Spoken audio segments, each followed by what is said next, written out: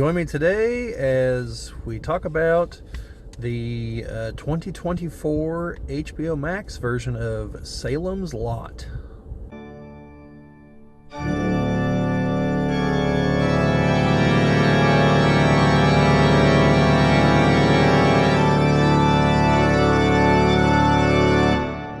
This is the Geek Cabal channel. My name is Bobbie, and today we're going to be talking about the HBO Max version of Salem's Lot. Now, this is the third adaptation, I believe, of the novel. This is the adaptation of the only Stephen King novel I've actually read. And I've seen the original adaptation, and I've seen most of the second one. It was like a limited series with Rob Lowe and I think Andre Braugher and some other well-known actors. I believe Rutger Hauer played the vampire in that one. So, yeah, so it's an adaptation of Salem's Lot, which, as I just mentioned, is a vampire story. Briefly, some of our cast members here. We have Lewis Pullman. Actually, it might be Levis. My handwriting is terrible. He plays Ben Mears. Now,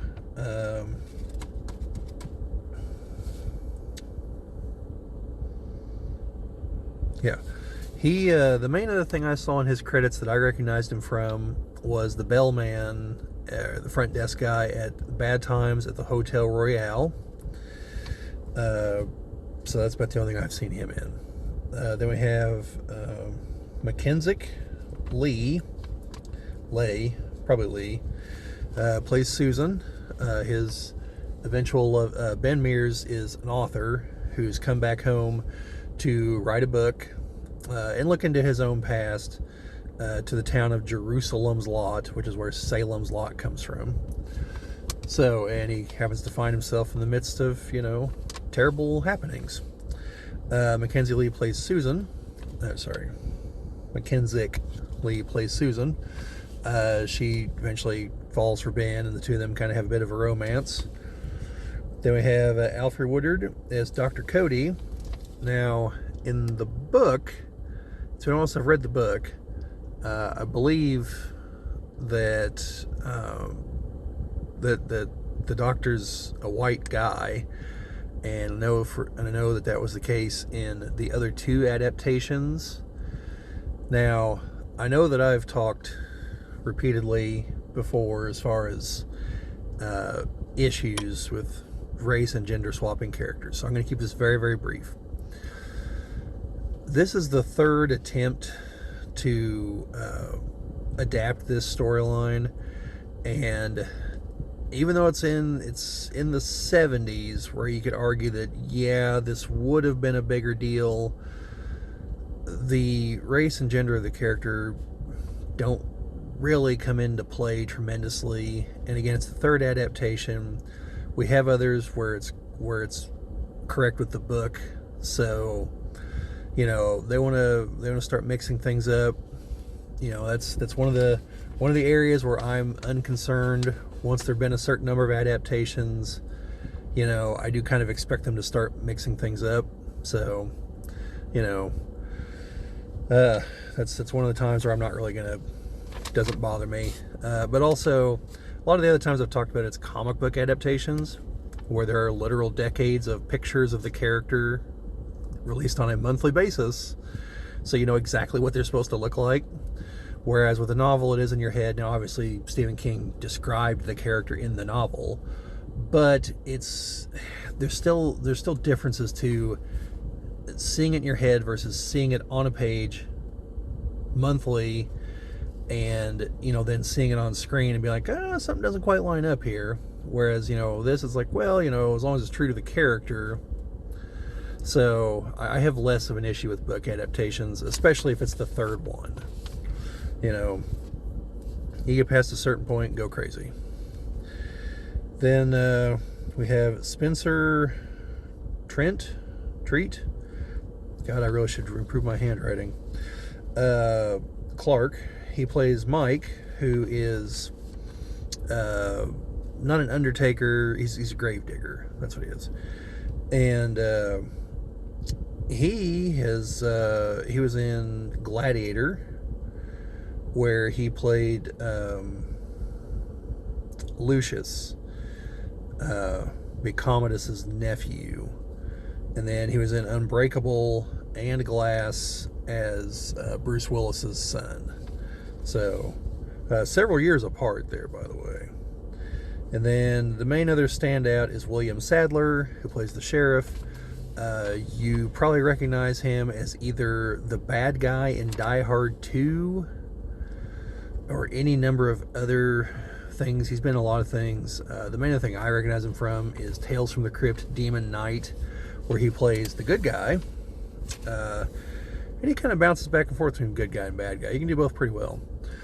So those are the main actors that kind of jumped out at me. I'm sure that some others are known for other things, but they didn't really jump out at me. So anyway, what's it all about? Well, like I said, it's a vampire story that takes place in a small Maine town known as Jerusalem's Lot. The main character is Ben Mears. He's an author. He's come back home and chose to do so at either the best time or the worst time, depending on how one looks at things.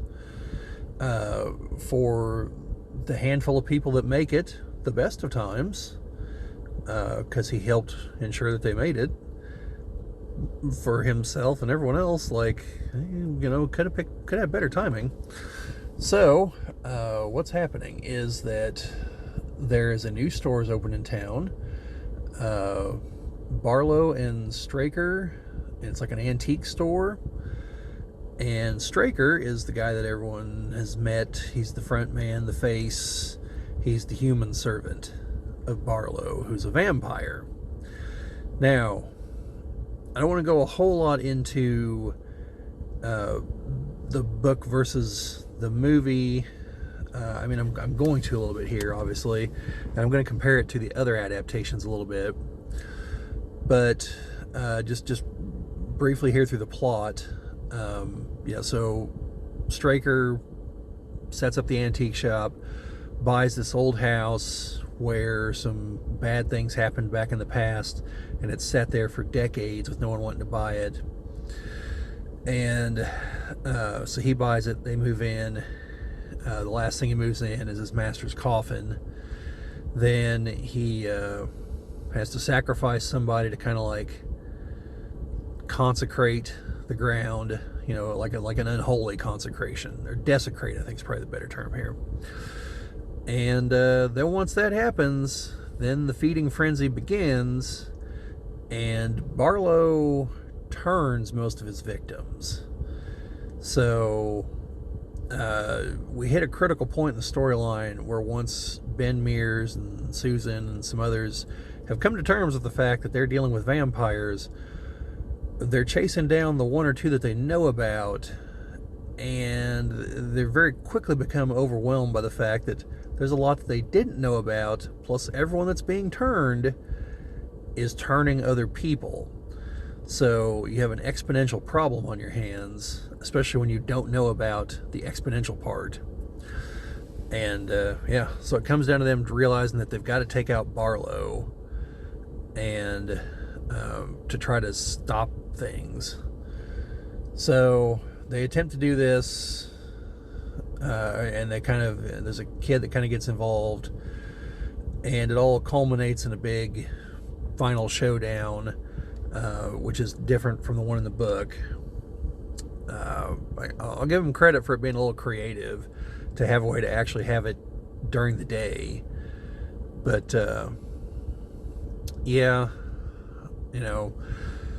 then most of the townsfolk don't make it. In fact, I think only a handful of people walk away. So, and there's no guarantee that they got all the vampires. But overall, I don't want to go into huge spoilers because it just came out not that long ago. Well, this version, the book came out the 70s. Overall, I liked it. It did differ significantly from the book in a few places, but I think you'd have to go with. I don't think it'd have to be a long miniseries. I think you could do it like maybe like 3 episodes, maybe, but it needs just a little bit more than a movie. Not a lot more. I mean, you might be able to get it in like a 2.5, 3 hour long movie, but. So this one is more gruesome than the original adaptation. The original adaptation was made for TV. And this one follows a trend that it follows something that was established in the made-for-TV movie that's not supported by the book, as I recall. Because I read the book after I had seen both the made-for-TV movie and the miniseries. And that is that in the made-for-TV movie and this one, Barlow is depicted as a Nosferatu-type vampire. And by that I mean he looks like the vampire from the movie Nosferatu. He's bald, has the giant pointed ears, the maw filled with fangs. And I don't think that's supported by the book, as I recall. Whereas the miniseries had him played by Rutger Hauer. He was just a guy. And I think that's more in line with the book, as I recall. I don't think any of them... Well, I didn't see the end of the miniseries, so I can't judge that. But the other two do not follow the end of the book as far as how things wound up, where the final fight takes place. Here it takes place at a drive-in movie theater. In the original miniseries, it takes place at the mansion. And in the book, I think it takes place in a cellar, if I remember right. It's been a little while. And in the book, they talked about there was this fire decades and decades ago, and like all the conditions are right for that kind of fire to happen again. And I believe Ben sets fire to the entire town so that it'll burn down the whole town, so the vampires won't have any place to hide during the day, because he knows there's a bunch of them left and they're just hiding in the basements and every place else. So if he burns down all the buildings, they've got to go to ground, and it'll hopefully take out most of them. In this version, it appears like they take most of them out at the end of the movie. And then in the original TV movie, most of them are at the mansion. So he takes them out, and I don't remember if he sets fire to the town in the original one or not. It's been a while since I've seen it. So another thing is, in the original, since Barlow's a Nosferatu type vampire, he doesn't ever talk. So they have Straker take several of his lines from the book, because there's a couple big encounters with him. This one, he can talk. He talks a few times, but they took out this huge conversation that he has, where he explains that, he's like thousands of years old, and he's been at this for quite a while. So they completely take that out. I don't know if that's in the miniseries, because again, I didn't get to the point where he actually showed up in the miniseries. So this one cuts a lot of character a lot of character growth, not character growth, but getting to know several characters that the original miniseries had, because I think this is shorter with the original TV movie, and focuses almost exclusively on Ben, Susan, and just a couple other characters. So in that regard, it's tighter, it's more concise. I mean, you still get you get most of the high notes, but it's leaving out big chunks of the story. Now, I mean, a lot of those chunks end up not mattering because those people all die, but it'd be nice if it was there, if people weren't just, oh hey, it's that character, hopefully I'll see them again before they actually die, and don't just die off screen. You get a bit of that. Other than that, there's not a lot to say about it. Like I said, it's very condensed. Definitely compacts things down.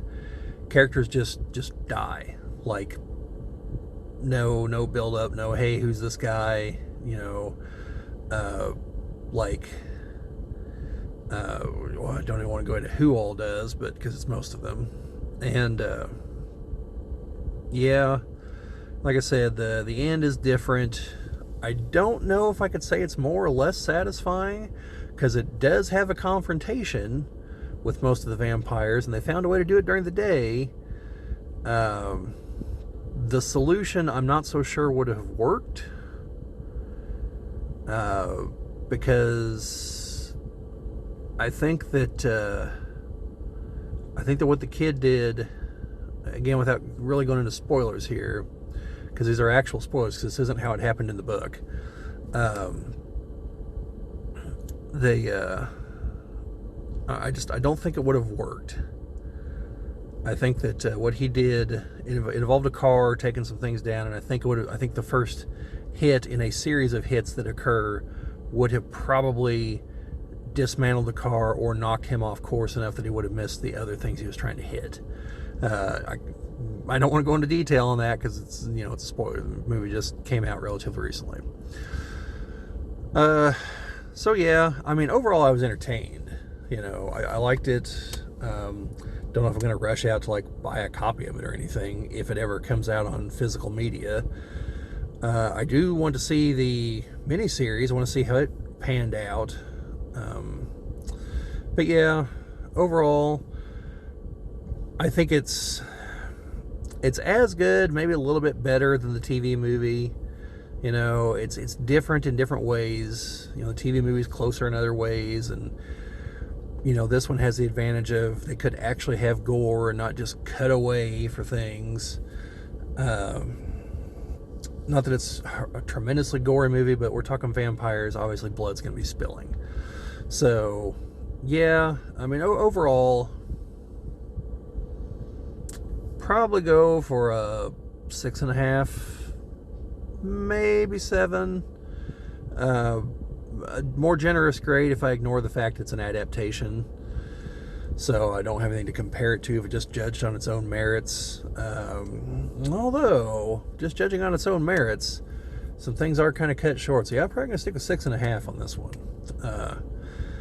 I don't think there was anything that, is just outlandish as far as kids seeing, because like I said, it's not super gruesome, and even though it's obvious Susan and Ben are in a relationship and probably just slept together, it's not like there's a graphic sex scene or anything. So I don't believe there's any nudity. So yeah, I mean, it's probably okay, for 12, 13-year-old kids. But yeah, that's about all I got to say on that. Oh, well, I guess I should mention, since I'm kind of talking a whole Salem's Lot deal here, the original TV movie actually has a sequel, and as far as I know, it's not based on anything. They just kind of took the name and ran with it. It's got Michael Moriarty as the main character. Yeah, so I'm thinking Ben didn't burn down the town in the original movie, because they go back to the town, and now the vampires are clearly in charge of everything, and they just have some people kind of manning the shop during the day to make it look like it's a real town. I think it's in the end of the second one that Michael Moriarty burns down the town. So, yeah. Anyway, that's about all I got to say on that. Let me know if you guys have seen it, if you intend on watching it. Have you read Salem's Lot? Did you see the original series? See the miniseries? What do you think about any of those things? Let me know down in the comments. Like, share, subscribe, all that fun stuff. It's YouTube. And I'm recording this as the sun is setting. I can see everything clearly here on my camera. I'm really hoping in editing this isn't stupidly dark. But here's hoping.